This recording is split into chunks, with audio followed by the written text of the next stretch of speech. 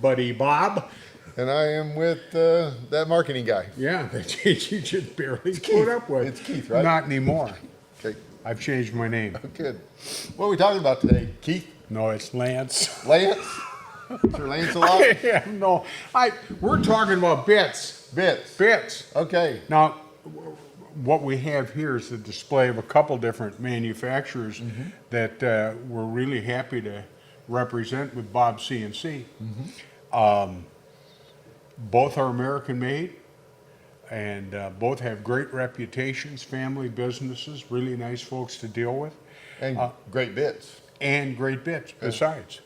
But when I started out, a bit more humbly than having nice bits, I got bits as cheap as I could get them because I pretty much figured, well, you told me you're going to wreck them. Yeah. And I did. Yeah, so Quite a if, few. if you're brand new to it, you definitely, You don't want to spend $55 on something. yeah, you don't. I When mean, you can- I think these bits range from about $20 to $40. Mid-20s, mid-40s, Yeah. yep. So they're expensive, but they're good bits. So Well, no- once you know what you're doing, Right. these bits will last a very, very long time. So Yes. they're going to pay for themselves Over and and over. over again. Right. If you don't know what you're doing and you break them, You'll be helping them succeed financially. yes, it will hurt. So Yeah. So what we would recommend, and we do recommend, if you're brand new to CNC and you don't understand speeds and feeds yet, or you're just a little nervous, go to the eBay, the Amazon, or the online stores,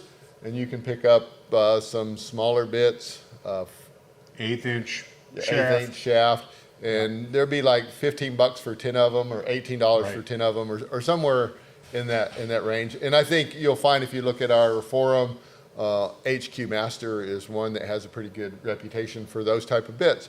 Now, a disclaimer with that, they're going to be 1/8" shaft, and the Makita only comes with a 1/4" collet, right? Which means it won't fit. Which is French for shaft holder, Shaft holder. collect. Okay. All right. You know, it sounded smart. I'm going to have to check up on you and see if it really is, but it sounded really intellectual. Oh my God, I hope So, not. okay, but if I'm you sorry. can't find, I think Bits and Bits has 1/8" shafts. Collet.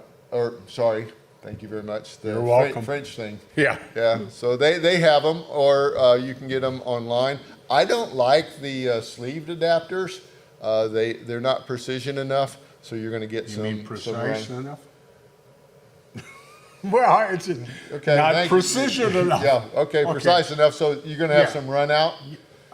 Ooh. Now, Wow, yeah, you can't way correct over that my one. head. Yeah, Right. yeah, there we go. Jeez. But so the collet's the way that you want to go. If you can't find one, get a hold of the help desk, and I'll give you a link Right. to where you can, or maybe I can get Kristen We to can put it in we'll the put- video. yeah, okay, Yes, we'll there we get you go. everything you need. Okay, so if you're starting out, you're going to Yep. use the less expensive bits, or you better get lucky from the guy, or you can just here's the thing that's going to happen to me, the two extremes. Right.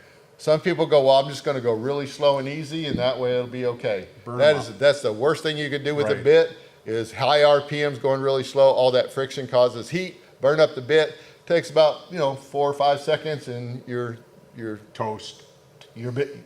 toast. Toast. Burnt toast. Yeah. Burnt. And you can't, so if you got a brown or a black bit, it's gone. You might as well have it resharpened or toss it because it's not gonna do any good. Yes.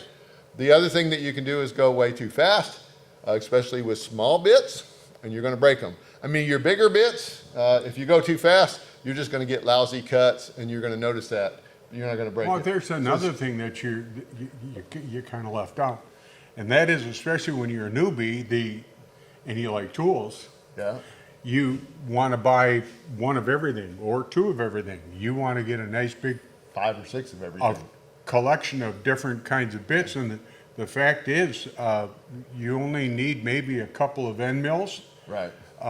You need to do a little bit of research and understand the difference between upcut and downcut, Yeah, so there's compression. a guy, Greg, he wrote an article, a PDF. It's on Oh, our yeah. website. Yes. It's if you go to support customer contributions, everything that our customers write and put in a PDF format is out there. So there's a lot of good information. Right. But he's got one written on bits.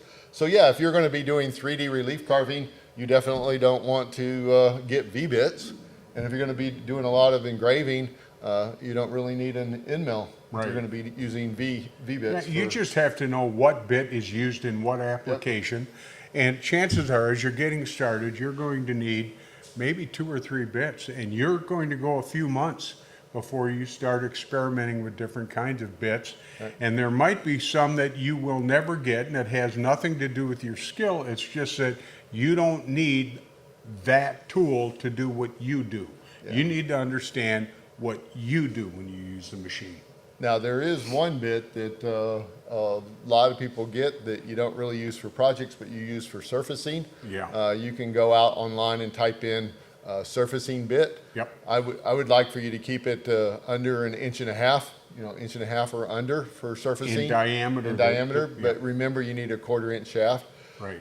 If you get one that's larger, like 2 inch, I mean, you can do it. But even with the 1.5 inches, you're going to have to be really, really gentle, right? You're not going to want to mess up and try to hog out 1/8 of an inch. Things will go You really might want bad. to, yeah, but, Yeah.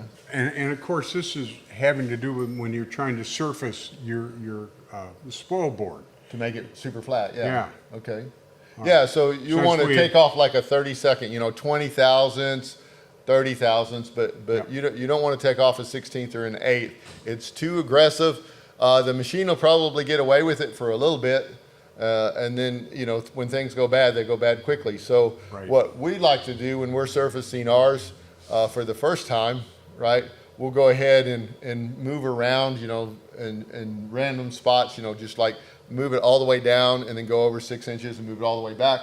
And we'll try to find the high spot. And then we'll You're do our talking about moving it manually. yeah, The jog, machine's yeah. not on. No, yeah, jogging it around manually, right, Right. to find the high spot, and then from there we'll go down to 15,000, Right. start the program, and then from there we know we can go another 10 or 15 until Right. we get it all surfaced.